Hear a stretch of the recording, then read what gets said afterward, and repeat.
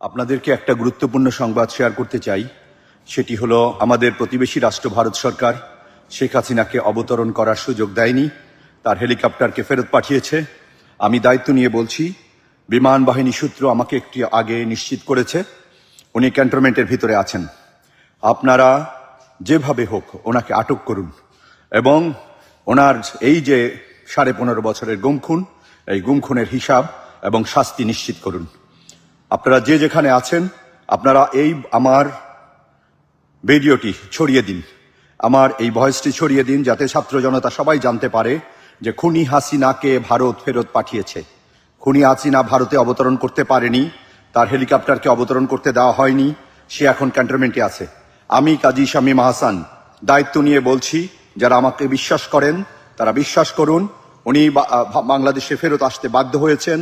ওনার হেলিকপ্টারকে অবতরণ করতে দেওয়া হয়নি, ওনাকে রিটার্ন পাঠিয়ে দেওয়া হয়েছে। উনি যে বাহন নিয়ে গিয়েছিলেন ভারতীয় সেটাকে ফেরত দেওয়া হয়েছে। এটি বিমান বাহিনীর একটি সূত্র নিশ্চিত করেছে। আপনারা খবর নিন, আপনারা ওনাকে আটকের চেষ্টা করুন। ওনাকে জীবিত অথবা মৃত যেভাবে পারেন ওনাকে আটক করুন। ওনার সাথে আমাদের হিসাব আছে, সেই হিসাব আমাদের বুঝে নিতে হবে। ওনার সাথে হিসাব আছে, এটা আমাদের যৌক্তিক হিসাব।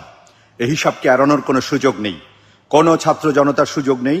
আপনারা ওনাকে আটকের ব্যাপারে সবাই মিলে চেষ্টা করুন। সেনাবাহিনী, নৌবাহিনী, বিমান বাহিনীর ভাইদের বলছি, একজন খুনিকে এভাবে ছেড়ে দেওয়া কোনো বিশ্বস্ততার পরিচয় নয়। আপনারা যদি সত্যিকারে বিশ্বস্ত হয়ে থাকেন, খুনি হাসিনা এবং হাসিনার সকল সহযোগীকে গ্রেপ্তার করুন। তাতে আমরা বুঝবো যে আপনারা সত্যি সত্যি জনগণের পক্ষে কাজ করছেন। ধন্যবাদ। আমার এই ভিডিওটি আপনারা শেয়ার করুন।